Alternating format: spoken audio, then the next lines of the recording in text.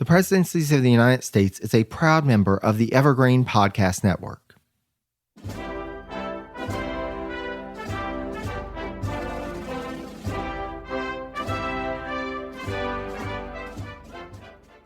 Hello and welcome to the Presidencies of the United States.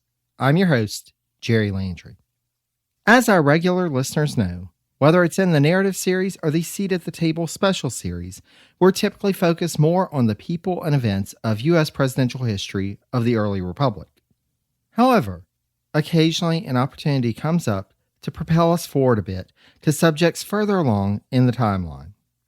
Due to our mutual association with Evergreen Podcasts, I was able to extend an invitation to author, journalist, historian, and podcaster Paul Brandus to discuss his book released just this April entitled Countdown to Dallas, The Incredible Coincidences, Routines, and Blind Luck that brought John F. Kennedy and Lee Harvey Oswald together on November 22, 1963. A historian and keynote speaker, including at 7 presidential libraries, Paul Brandus is a columnist for USA Today and Dow Jones Market Watch, and one of the most followed journalists in the White House press corps, with more than 375,000 Twitter followers at West Wing Report. He is the author of books on the White House and presidency, U.S. military, and former First Lady Jacqueline Kennedy. His podcast, Jackie, has won numerous awards. He lives in the Washington, D.C. area with his family. Paul and I had a great conversation about the history of presidential assassinations in the U.S., the Kennedy assassination in particular, and his research and career. Before we get into it, though, I do want to note that we do discuss domestic violence at one point in the interview when discussing Lee Harvey Oswald and his wife, Marina. The first mention is at the 28-minute mark and lasts for about a minute, and the second is around the 34-minute mark and lasts for about half a minute if you'd like to skip ahead. That said, without further ado, let's get into the interview. Paul, thank you so much for joining us here on Presidencies. Jerry, my pleasure. Thank you so much. We are so glad to have you here and to discuss your new book. Congratulations, by the way, on your new book, Thank you. Which is Countdown to Dallas, The Incredible Coincidences, Routines, and Blind Luck, and luck is in quotation marks, that brought JFK and Lee Harvey Oswald together on November 22nd, 1963. So we're going a bit further in presidential history than we typically cover on presidencies, but your book is so fascinating and to talk about the lead up to this monumental event in presidential history. So to get us started and to start at the beginning, the introduction of your book is titled, Why Another Kennedy Book? So I feel it only fair to ask the question, what was your motivation to work on Countdown to Dallas, and what do you hope the reader will take away from it? Well, it's a good question and a fair one. And the reason why I thought another assassination book was needed was that because history is never static. Of course, you know, the 50th anniversary of the assassination was 10 years ago, and there were a ton of books, TV shows, and so forth about that. But in the last 10 years, the government, through the National Archives, has released about 55,000 documents related to that. A lot of CIA documents, FBI documents, State Department, and so forth. A lot of that, as I mentioned, relates to the assassination. So I thought the narrative needed an updating, just it needed to a freshening up, if you will, because of all of these documents. What did they indicate that may have moved the needle one way or the other in terms of the perception that either Oswald acted alone or was there a conspiracy? What did we learn from all these documents? So the story needed a freshening up. And the main thesis, again, is that history is never static. I mean, there are books that continue to come out about the Lincoln assassination, certainly, which was 140, 150 years ago. 160 years ago at this point. So that's why I did it. So that's the question, why another Kennedy book? Because a history rolls on. Absolutely. And, you know, we explore that on presidencies. We look at figures that have hundreds of books written about them, but trying to parse that together and also as you said, Paul, new documents are discovered, new sources, and in particular, with this trove of documents that's being released in a batch at a time, and knowing that we still have some documents that are yet to be released, there could be something in there that yet again changes the narrative and changes how we view this monumental moment in presidential history. Drawing on that and kind of taking kind of where you start with this book, you go through the batches of documents that have been released from the National Archives and look at each batch and kind of take the reader through what's in those documents and what relevance it has. But there are still some remaining. And so, Paul, what are your thoughts on the reason for this continual delay in releasing the remainder of the documents related to the Kennedy assassination? Well, even 30 years ago, about 97, 98% of all documents were released. So we're really down at this point to about 12 to 15,000 documents, probably, that have yet to be released. And conspiracists, of course, think that, the fact that they're dragging this out, that there are still 12 to 15,000 documents, show that the government is trying to hide something. In other words, they're trying to hide some involvement of CIA officials or someone in a conspiracy. That's what they think. The more likely reason, in all probability, I think, is the fact that there are two things. One, after 60 years, it's entirely possible that in some cases, either in Moscow or in communist Cuba, for example, there may in fact still be people who are still alive who the U.S. government wishes to protect. It could be that they wish to protect the families, the descendants of these people. It's possible that they wish to protect sources and methods that are used to collect intelligence.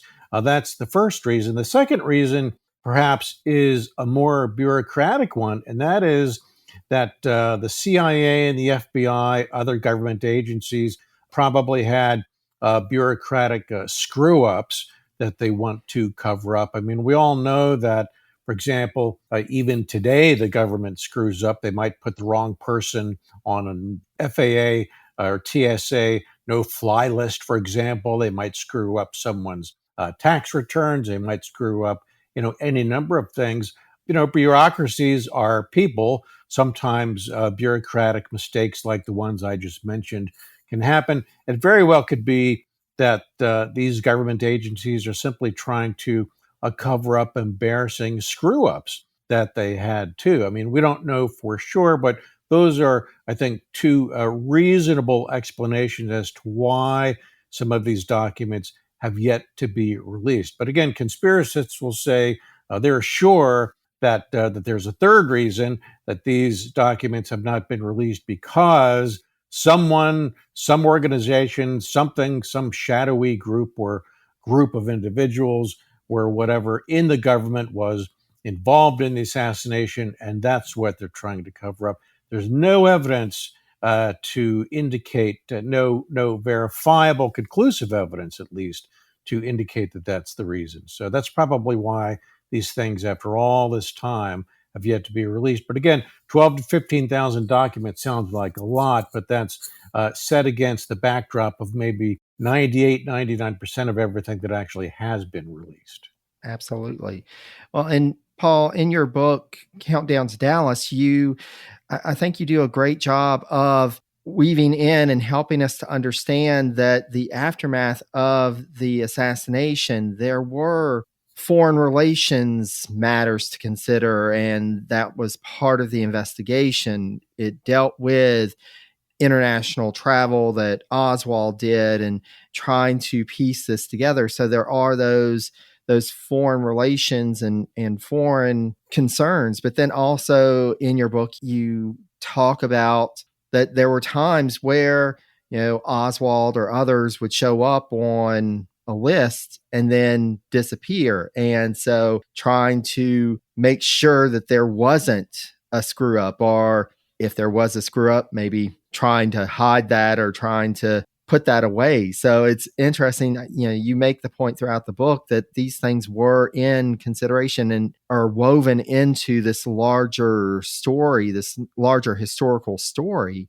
And I also like one of the things that you do in the book is you put it in the context of presidential history. We think of the Kennedy assassination, but it's one of many presidential assassinations throughout history or attempted assassinations. And you really do a good job of grounding this in that larger historical context. And one of the things that you do in this book is highlight how lax security around the president was prior to the Kennedy assassination. You have concrete examples of when there were so many instances that anybody had access to the president and an assassination could have happened. You detail this lax security. What primary factor do you attribute to the approach to security changing after November 22nd, 1963, that wasn't present in the aftermath of the various assassinations and assassination attempts on presidents prior to Kennedy?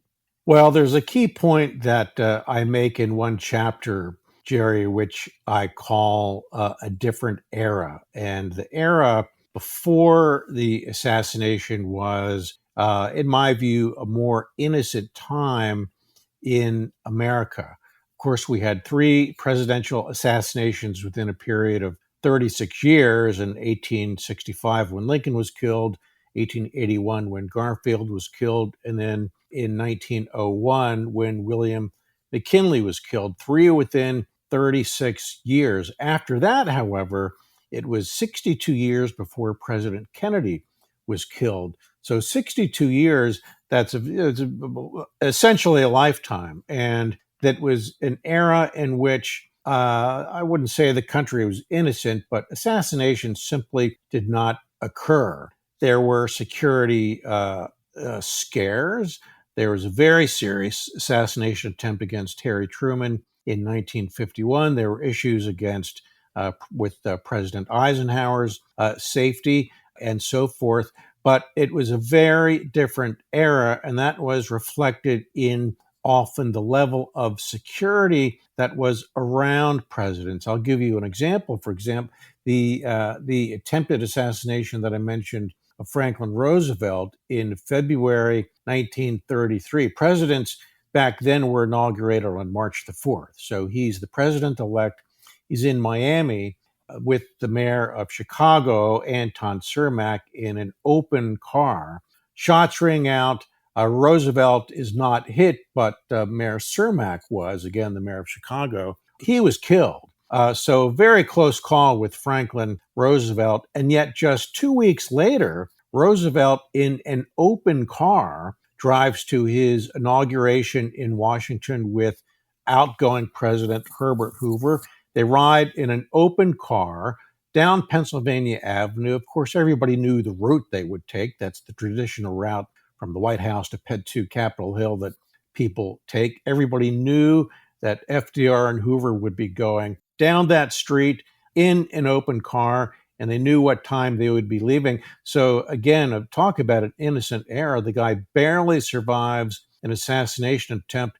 3 weeks later, open car, Pennsylvania Avenue. It was a very different era. Now, there were times in the Roosevelt presidency, times during the Truman presidency, the Eisenhower presidency, and in fact during the Kennedy presidency, when in fact security was more stringent, when they did not ride in open cars and that kind of thing. But very often they did ride in open cars, the four presidents that I mentioned. And the reason for that is because presidents are politicians.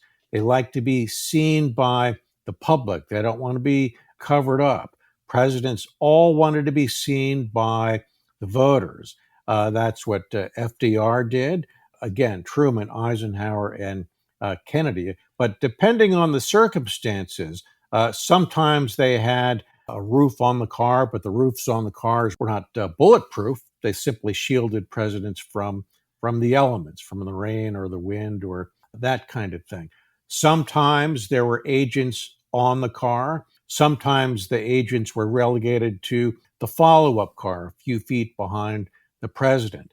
You can have conspiracists you can get onto the internet and find any kind of photo that you want to support whatever theory you have about all of this, but a broad data sample, and there are about 24 pictures in my book that show, again, it was a very different era. There are pictures of Harry Truman standing up in an open car, riding through the streets with tall buildings around him, open windows all around him. There are pictures of President Eisenhower abroad in places like Pakistan and Iran and other countries, again, in an open car with agents sometimes around him, sometimes not. So again, the broad answer here is that it was a very different era, which ended on November the 22nd, 1963. But even after that, presidents occasionally could be seen riding with the top down, or at least on a limo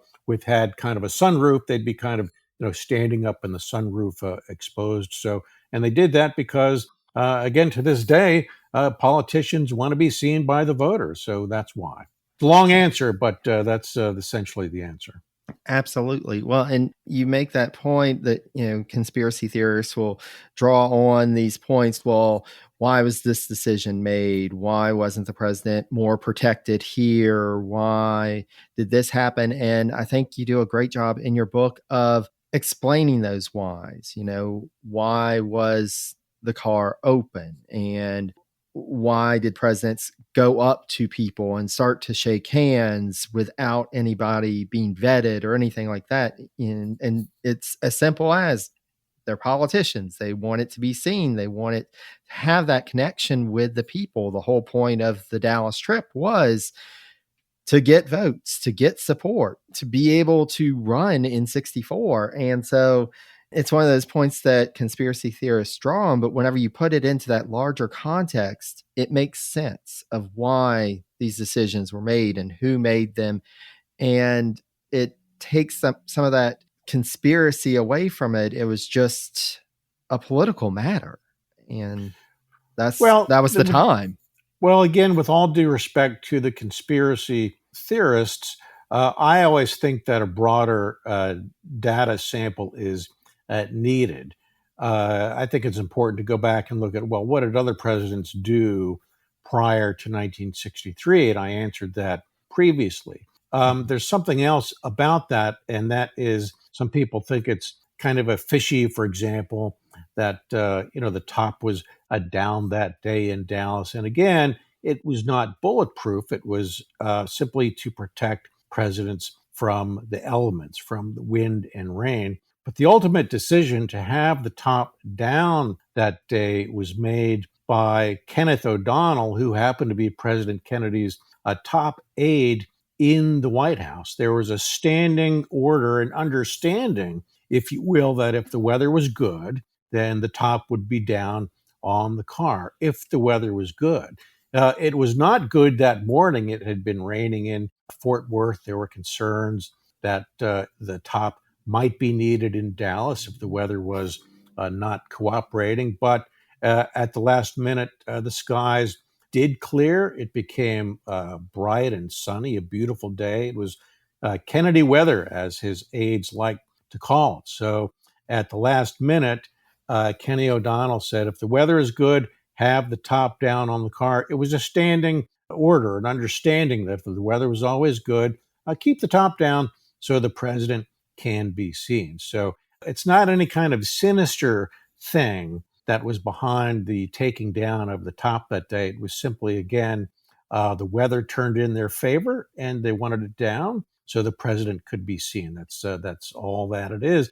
That's a simple explanation, but sometimes conspiracists think that surely there's something more to it, but there's really not.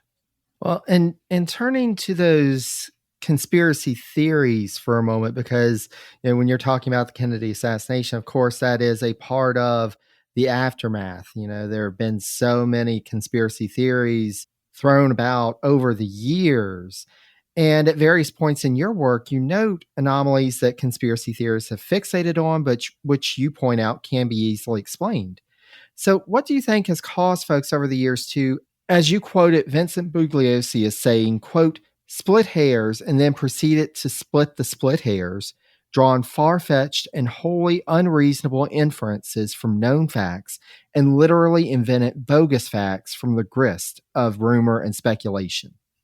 Well, the answer to that is, and again, I empathize with their reasoning here, but I think that in my view, the assassination, you called it a monstrous thing, and it certainly was. The Kennedy assassination was such a vast crime.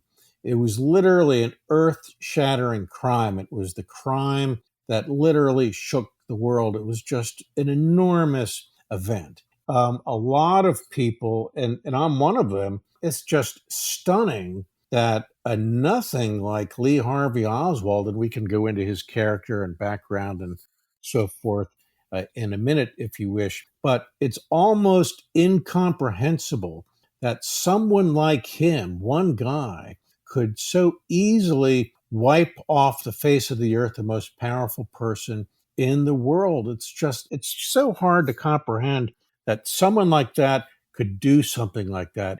The assassination was, it occurred so quickly, so easily, so casually that people just can't believe that that could happen, but it did.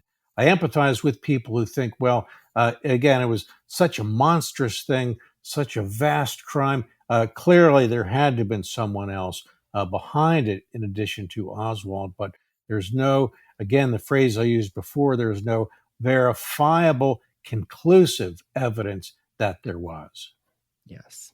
Yes. And thinking about the context of it. And one of the things that I was struck with as we were getting towards the end of your book, you highlight the various people that had video cameras there and this new technology and how this helped to shape and reshape how we, first of all, figure out what happened and B, process it. And this was a time that things were changing, technology was changing, and how people interacted and processed news and events changed. And this was a monumental event that was broadcast across the world. You know, the news went across the world at a speed that, you know, you didn't have with the Lincoln assassination, for example.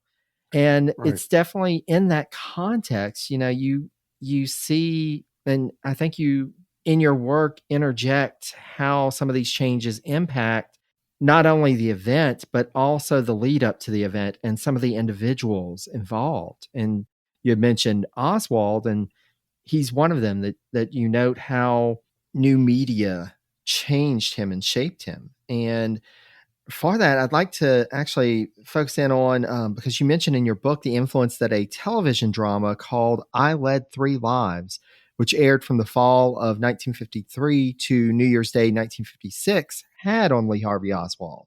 Would you mind sharing with our listeners more about this show and the impact that you saw that it had on Oswald, who was at this point in his mid to late teens? Well, I Led Three Lives was a show that focused on like double agents and triple agents and espionage and shadowy feats of daring do and that kind of thing. Oswald, according to his brother Robert, one of his older brothers, said that Oswald was absolutely riveted to this show. He watched it constantly, and when he was on home leave when he was in the Marine Corps, he would continue to watch reruns for the rest of his life. It was just the most riveting thing to him. He was just captivated with the life that the characters in this show led. Again, spies and espionage and shadowy, goings on and this and that. He was riveted by that. So, on some level, that kind of life kind of became part of his thinking, and he wished to have a life like that. And at the time when he was watching this show, Oswald was a very solitary, lonely figure when he was growing up. His mother, Marguerite, had a couple of marriages. They moved constantly. And when I say moved constantly, he moved about 21 different times before he dropped out of high school. He was born in 1939, drops out of high school in 56 to join the Marine Corps. So in the ensuing 17-year period, moved 21 times, more than once a year. So that kind of instability, he did not really have time to make any friends because he was moving every couple of months. So his friend was really this fantasy world of TV shows and comic books and things like that. So I think gradually over time, he descended into this fantasy life that I described that was always with him. And when he was living in the Soviet Union, at one point, he and his wife, Marina, went to a movie in which the Soviet character was, defeating Western spies. And Oswald came out of the theater and said, I wish I had a life like that. It's just so fascinating. So, again, throughout his life, we see evidence based on the content that he consumed that he was just fascinated with, this kind of a sort of a trench coat kind of existence. It's just a fascinating part of him that a lot of folks don't really explore. I think when people look at the assassination, Jerry, they tend to look at, things that happened that day or the few days before the assassination. Again, I thought it'd be more interesting to take kind of a deeper dive into Oswald's life, look at his influences growing up, and the TV show that I mentioned, that's one of them. It's really interesting.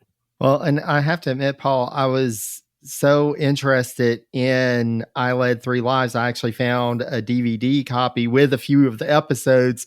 And I was like, I just need to watch this and kind of get the context. And it is kind of exactly as you described, like this trench coat, double, triple agent. Right. And it you can see where somebody in their teens that would be fascinating to them, and especially somebody with such an unstable living situation. If you are, again, he didn't have any friends because he was moving all the time, and Oswald also is associated in his youth with some violent streaks. At one point, he pulled a knife on a relative who asked him to turn down the television, and he got in the occasional scrape in school. It's hardly unusual. I mean, kids get into trouble from time to time. But at one point, he would lash out at his mother, and he was also known as, when he was married to Marina, and this is what Marina herself said, he beat her mercilessly when they came back to the United States. There's another book that I'd like to recommend to anyone listening to this called Marina and Lee, written by a woman named Priscilla Johnson McMillan, in which after the assassination, she spent many, many months with Marina, getting to know her, getting her to talk about her late husband and all of that. So that's where the story of the vicious, wife beating that Oswald was came into play. So when people study the assassination, I think it's important to look at Oswald in a much broader and deeper sense rather than just examine that day itself. It's not enough. You need to look at him in a much broader context, I think. And when you do, it'll give you a better understanding and reasoning as to what led him to that sixth floor corner window on November the 22nd. Absolutely. And, and having that context, we see studies nowadays about the impact of media on kids and as adolescents as they're growing up, and and especially if they have turbulent home lives, how that can impact. These are things that we see clinically, some of the same trends and some of the same impacts. And taking this back to that time, it makes sense, and it really does help to understand Oswald and his motivations and where he was at, mentally, emotionally. And that was one of the most fascinating things about your book, being able to put it in that context, being able to understand him in that context. I'm Ken Harbaugh, host of Warriors in Their Own Words, a podcast that presents the unvarnished, unsanitized truth of what we have asked of those who defend this nation. As a country, we need these stories more than ever. Stories from Americans who have borne the battle, including 30-year-old remastered interviews with veterans from World War I recounting their time in the trenches of Europe, and with veterans from World War II, Korea, Vietnam, and from our most recent conflicts in Iraq, Afghanistan, and other battlefields Americans may never have heard of. Hear their stories by listening to Warriors in Their Own Words wherever you find podcasts. Well, he clearly, again, he just clearly had an extraordinarily unstable upbringing, and it was not normal. And so it's fascinating. Yeah. And you mentioned his wife, Marina, and that was one of the points that I wanted to ask you about, because in one of the KGB surveillance transcripts that you include during Oswald's time in the Soviet Union, you note this dispute between Lee and his wife, Marina, in which she says, quote, "Why are you afraid of people? What scared you? You're afraid of everybody." Did you find this true in the course of your research and your study of Oswald? And if so, how did it manifest in Oswald's life?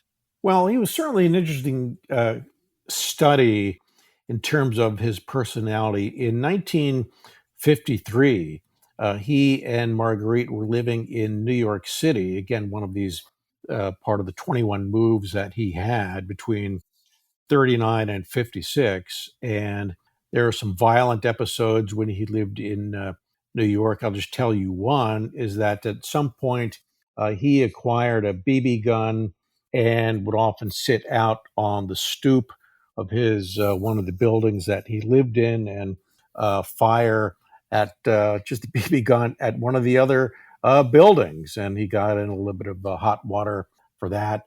Just kind of a illustrative example of who he was. At one point in 1953, he was diagnosed by a New York psychiatrist as potentially dangerous, potentially unstable. Again, this was 10 years before the assassination. So it's really interesting. And your specific question was, well, how did all that kind of media he consumed change him? I think, again, these incidents that I described, the violent episodes and the BB gun and this and that, occurred at the same time as he was watching these TV shows and reading his, comic books and things like that. So it all kind of comes together.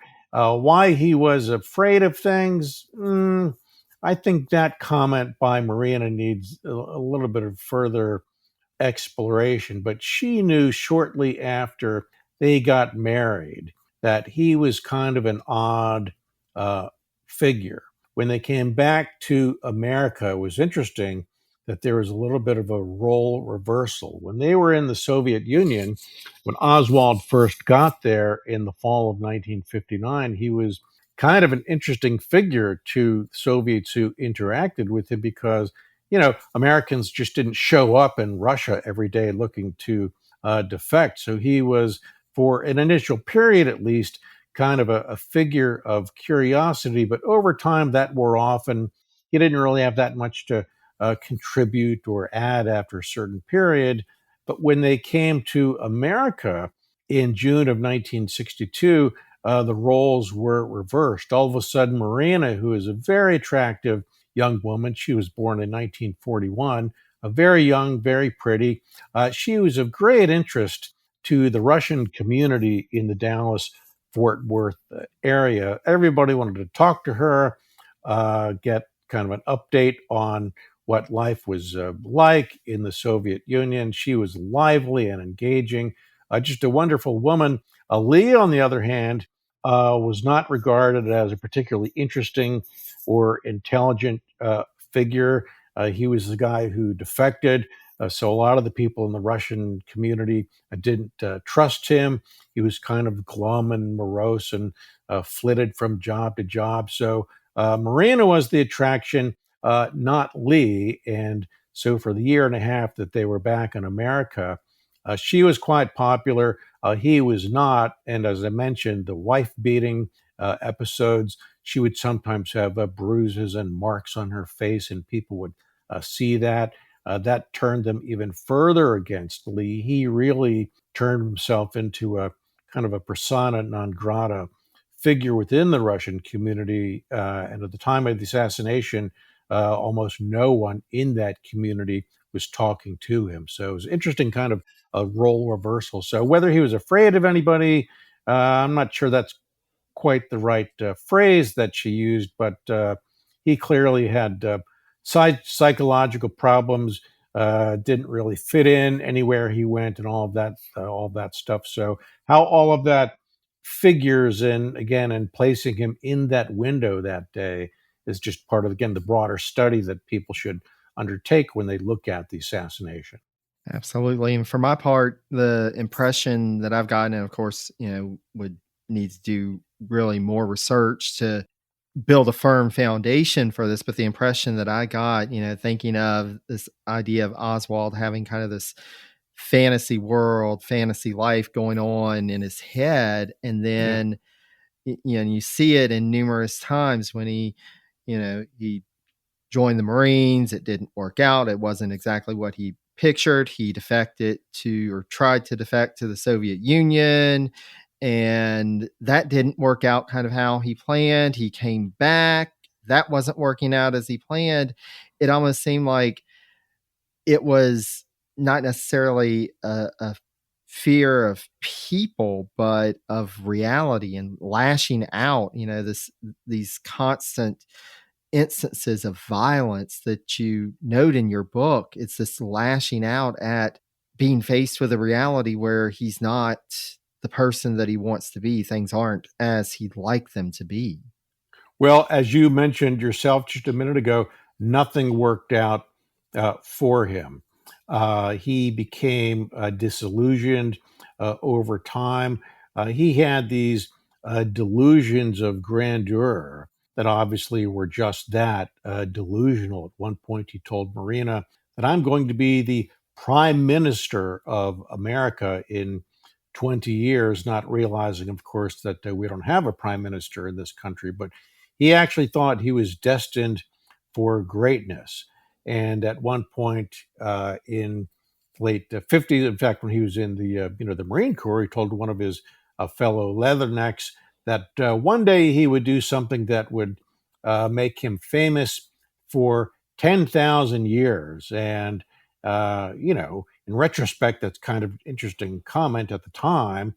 The other Marine, and I detail this in the book, didn't really give any second thought to it. But in retrospect, boy, that's kind of an interesting, comment to make. And Oswald, sadly, will be remembered for quite a while, but obviously not in a good way. Absolutely. And that was actually one of the notes that I had, because you had quoted a portion of Max Clark's testimony to the Warren Commission. And you quoted Clark as saying, quote, "My general impression was he, i.e. Oswald, wanted to become famous or infamous. That seems to be his whole life ambition, was to become somebody." And I think you come back to that at numerous points in your book. Well, he clearly did want to be someone when he was living in New Orleans in the summer of '63.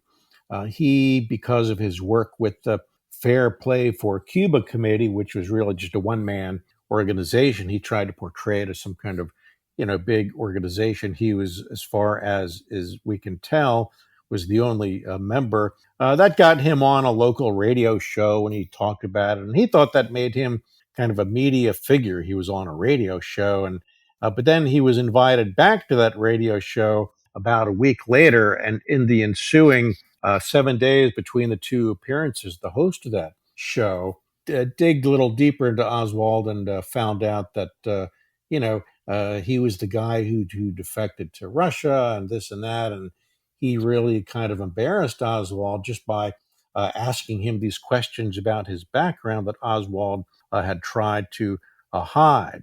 But Oswald thought that the fact that he was on the radio, there was a picture of him in the paper handing out leaflets one day about his Cuba committee. He actually thought that he was kind of a, somewhat prominent person. Of course, he was just a quirky guy who wound up on kind of a, low rent radio program. But again, he liked whatever attention he could get. No question about it. Yeah. Yeah, and if I'm remembering correctly, at one point, I think it was when they were coming back from the Soviet Union, and he arrived and asked his brother, where are the papers? Where are the reporters? Yeah. That he genuinely expected that he was, people were going to be waiting for him and wanting to interview him, and just was disappointed. Where are they? We live in this. He was sort of a. Maybe I'm making too much of it, but we live today in a pretty narcissistic society where people Instagram every sandwich that they eat and this kind of thing. And maybe he was an early. He was sort of delusional about the attention that other people would place in him. He just thought he would be the center of attention. He went to the Soviet Union. He got a lot of attention for a couple of weeks, maybe a few months, and then all that wore off when people realized, it's just a young kid, doesn't have much to offer. Then when he came back to the United States, as I mentioned, a guy goes from menial job to menial job, is not making a lot of money, doesn't have a lot to contribute. He's a high school dropout. He was not overly intelligent. So he did not have the background, the education, the connections, what have you, to give him any reason to think that he was special. But of course, he thought that he was. Yeah.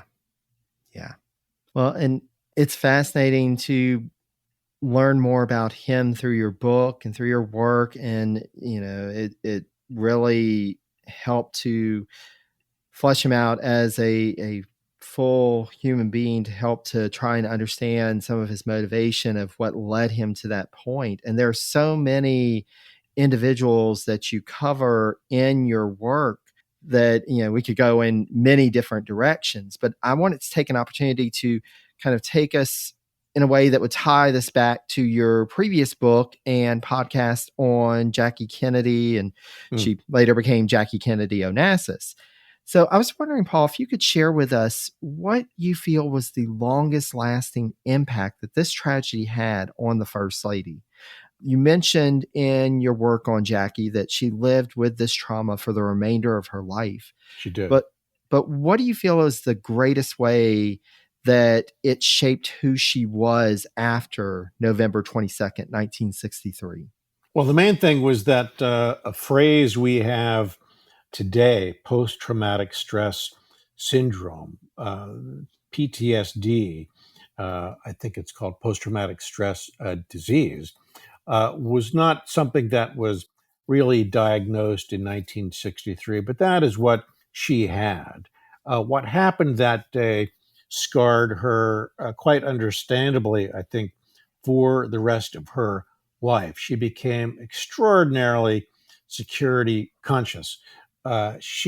Security was, I think, front and center with everything that she did. She was extraordinarily protective of her two children, Caroline and John Jr. She left. She bought after the assassination. She moved 2 weeks later into a home in Georgetown temporarily until she could find something to buy a couple of weeks later, which happened to be just across the street.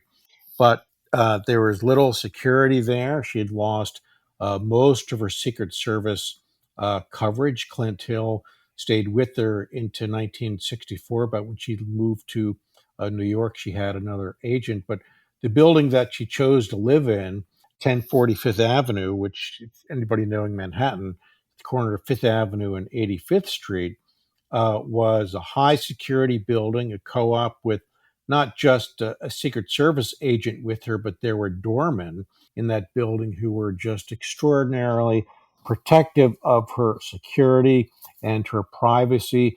She required that, not just for herself, but for her children. Again, perfectly understandable given the trauma that she had been through. So for the rest of her life, she was just deeply conscious of security concerns. All of that was exacerbated, in fact, after the assassination of Robert Kennedy in 1968, just not even 5 years, 4.5 years after her husband was killed. Robert Kennedy, of course, was killed. And I think that was the event that drove her once and for all into the arms of Aristotle Onassis, because Onassis was fabulously wealthy, had a private island in the Aegean Sea, Scorpios.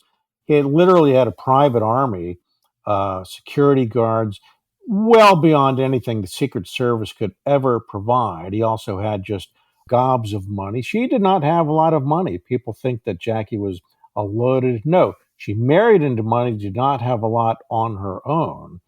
So she married Onassis. He offered everything that she needed: security, not just physical security, but financial security as well. She was deeply concerned about the safety of her children.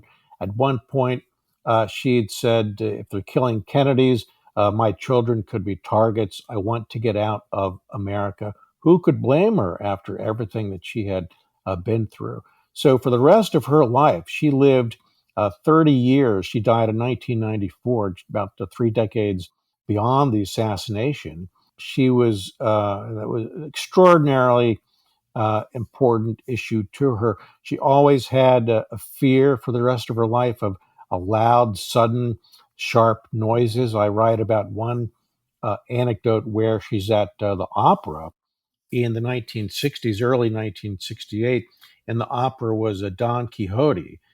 In the opera Don Quixote, there's a gunshot. It's part of the show, part of the opera, where a gun goes off. She did not know that, and when she heard that sharp gun go off in the theater, she jumped out of her seat, nearly fell out of the balcony. She was so startled and frightened by it. So that's sort of what she went through for the rest of her life. So again, post-traumatic stress syndrome was not something that was clinically diagnosed as a thing in 1963, but people today think that, well, that's clearly what she had.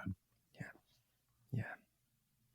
Well, and as often happens when I do a read of a presidential history book, I usually end up with a list of books to add to the to read list afterwards. And your book on Jackie O is one. You had drawn on Clint Hill's work of his time as a Secret Service agent serving numerous presidents. That's another. So I've got those on the to read pile and look forward to getting to those.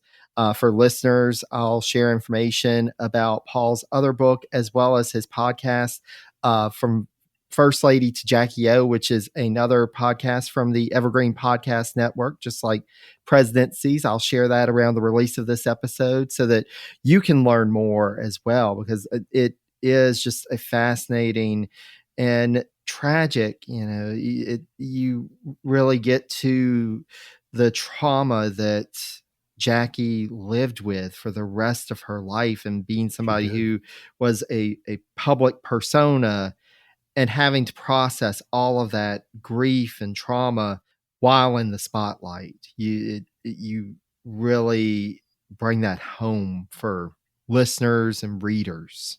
Well, thank you. Just a remarkable figure, and a tragic figure, really. You just have to empathize with what she went through. And people, again, to come back to Onassis, when she married him, a lot of people were shocked, but they had actually known each other for quite a long time, almost as long as she knew JFK, in fact. They all met on the south of Fran Monaco, in fact, in the early 50s. And what people don't know also is that on the weekend of the assassination itself, Aristotle Onassis was actually a guest in the White House the very weekend of the assassination. He was in Hamburg, Germany, when Kennedy was killed. He immediately flew across the Atlantic. He was invited by the State Department Protocol Office to come to Washington, and he was a guest in the White House that very weekend as the president's coffin lay downstairs in the East Room. It's really a remarkable story that a lot of people aren't aware of. So the fact that she married him surprised a lot of people, but people who kind of knew the background and knew how they had interacted and known each other for years really shouldn't have been all that surprised by it. Yeah. Well, and when you mentioned that he was at the White House that weekend, Yeah. I was just amazed, and I highly encourage our listeners to listen to that podcast because there's so much there, and then read the book to learn more. I know I'm looking forward to diving in a bit more to her history.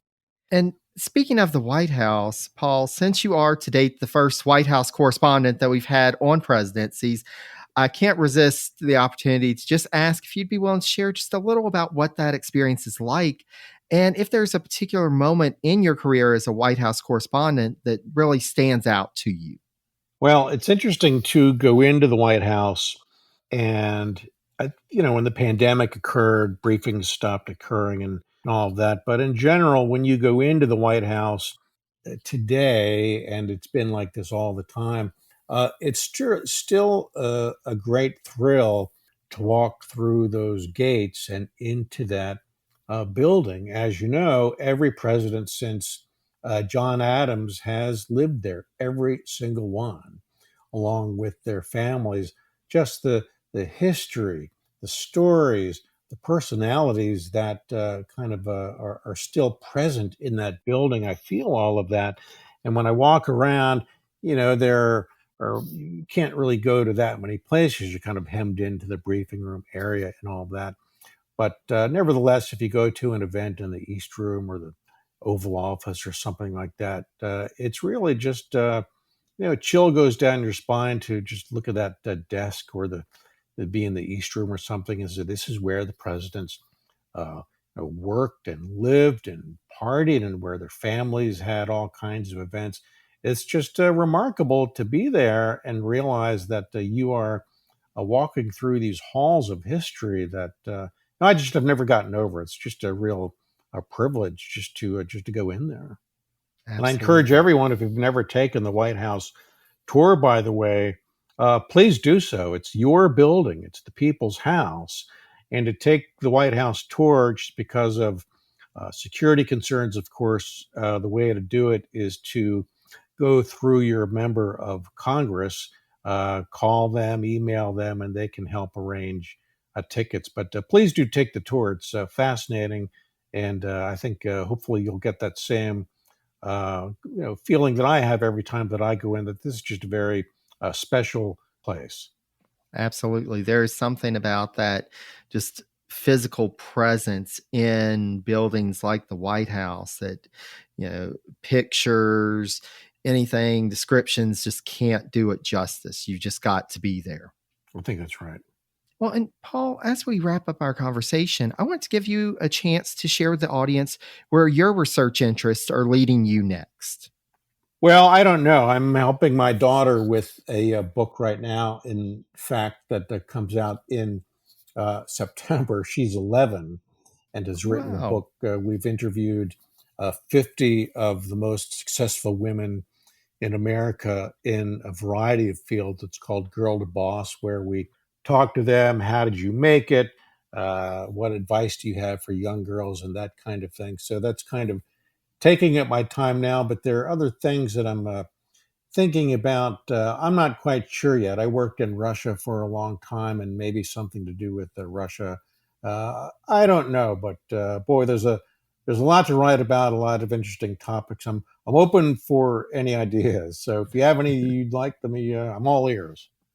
Absolutely. And that's the thing about presidential history and history in general. It can take you in so many different directions. It can. Sometimes it's hard to just narrow down and focus in on just one. But we look forward to wherever the journey leads you. We're there with you and would love to have you, once you're on that path, have you back on presidencies and talk more about what's next in terms of your research. Well, thank you very much. I'd be honored. because I cannot encourage our listeners enough to pick up Countdown to Dallas by Paul Brandus. It is a fascinating work. It looks at various facets of the JFK assassination, of the life of Lee Harvey Oswald, and what brought these two people together on that fateful day in November 1963. I highly encourage you to check it out. I'll be posting more information on the website and on my social media around the release of this episode, so be sure to check it out. Paul, thank you so much for your time, for sharing your insight and expertise with our audience, and just cannot thank you enough. Jared, it's a great honor for me to appear. Thank you so much, and look forward to coming back someday. Absolutely. Look forward to it, Paul. Okay, thank you. I hope you enjoyed listening to our conversation as much as I enjoyed participating in it. Thanks so much again to Paul Brandus for agreeing to come on Presidencies to discuss his latest book, Countdown to Dallas: The Incredible Coincidences, Routines, and Blind Luck that brought John F. Kennedy and Lee Harvey Oswald together on November 22nd, 1963. Available in all the major book retailers, or check with your local bookstore to see if they can get you a copy. Thanks so much to Gerardo Orlando of Evergreen Podcasts for connecting Paul and me, and thanks so much as always to all the great folks at Evergreen. If you haven't already, I recommend that you check out Paul's podcast, From First Lady to Jackie O, as well as all the great podcasts available on Evergreen. Just go to evergreenpodcast.com to check out what they have to offer. If you'd like to listen to past episodes of Presidencies or get links to more information about JFK or any of the U.S. presidents, check out my website at presidenciespodcast.com. Please feel free to reach out to me with any questions or comments via email at presidenciespodcast, that's all one word, at gmail.com. You can also follow me on social media if you haven't already. I'm available on Facebook, Mastodon, and Post as Presidencies, on Twitter at Presidencies89, and on Instagram at Presidencies Podcast, again, all one word. Thanks so much again for listening. And until next time, stay safe and healthy, be kind to one another, and take care, dear friends.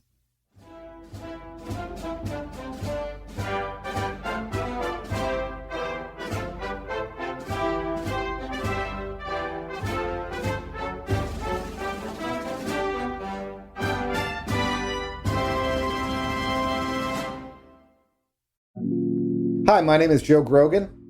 And I'm Eric Ulan for DCEKG. DCEKG is all about the how and why of Washington, D.C., what's going on behind the headlines.